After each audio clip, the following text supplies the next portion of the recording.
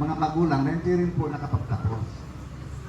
Kaya wag po kayong umasa na, wag po kayong maniwala na pag mahirap kayo, mahirap na rin po kayo ang mga ano. Hindi po yan ang katotohanan. Dahil dito po sa proyekto ng ating gobyerno, hindi lang po sa nangyayari kahit wala pa po yung purpose na yan, hindi porkit mahirap kayo ay wala na kayong pag-asa. Habang may buhay, mayroon pong pag-asa. Kami ni Madam Roth, galing din po sa wala ang mga magulang namin.